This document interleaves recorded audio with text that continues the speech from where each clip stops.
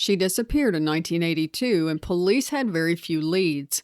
And part of the reason for that is people were afraid to talk. But now, more than 4 decades later, we don't have just one arrest, we have four. So, what changed? Let's break it down.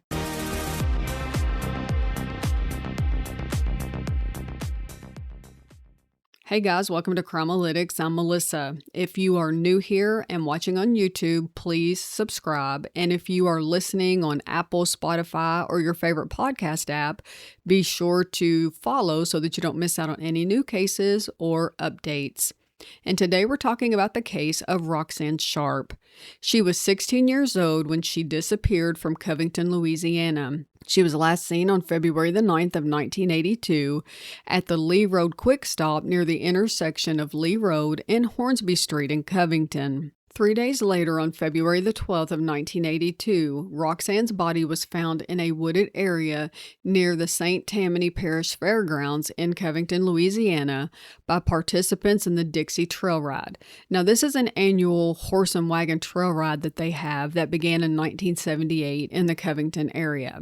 The original investigation was conducted by Covington police investigators, and they said, based on their initial investigation, that she had been assaulted and murdered. And they also determined that she had been there about 2 to 3 days prior to being found, and if that is the case, then it's possible that she was killed the same day that she disappeared. So I don't know if it's just because of this case or if it's this area, but several people, including Lieutenant Heath Miller, described a culture of fear with the people involved. So they had a lot of people that refused to talk. They were afraid to talk, even after they moved away. But that combined with little physical evidence and the fact that DNA technologies did not even exist back then led to this case going cold, and it stayed that way for more than 40 years. At one point, serial killer Henry Lee Lucas took responsibility for Roxanne's murder. And they looked at the evidence, they looked at his statement, and he just blatantly lied, and he was known for false confessions. And eventually he retracted his claim. But they would deal with this over the course of the years because they would have several people come forward making either false claims or false confessions, and they would have to take time to investigate those only to have it lead to a dead end and the case remain cold for all of those years. Now let's fast forward to 2023 when the Louisiana State Police took over the investigation, and their detectives reviewed the case files, the physical evidence, they re-interviewed witnesses and potential suspects, and they collected new evidence. Then they submitted the original evidence to a DNA lab for analysis.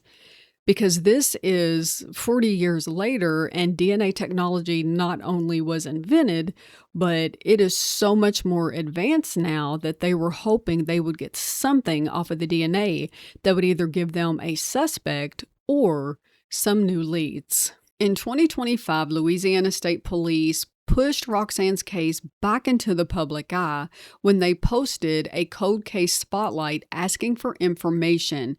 Now, by this time, we have people that have passed away, we have people that have moved away, and I'm not quite sure where we were with the fear of people talking, but they were doing whatever they could to get the case back into the spotlight to get some more information and help.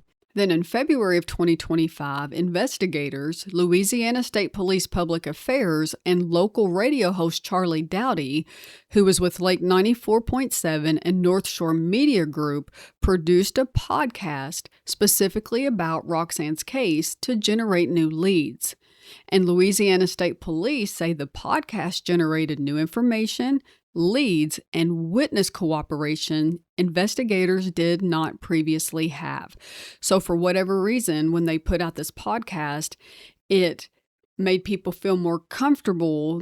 I guess maybe if you could say if all of this is public, that nobody's going to hurt them, nobody's going to come get them, that it just made them feel more at ease about bringing information. And this is really what got the case going again and helped them find some answers. Now, exactly what those leads were and what they found that helped them, they're being tight-lipped about. Again, this is one of those things we're going to have to wait till it actually goes through the court system to see what that was.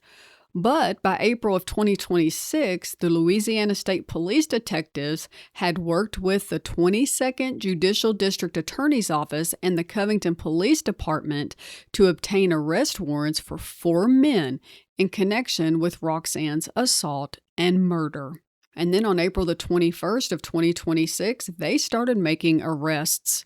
62-year-old Billy Williams Jr. was arrested in Covington after Louisiana State Police detectives, in coordination with other law enforcement agencies, executed search and arrest warrants at his residence, and he was booked into the St. Tammany Parish Jail.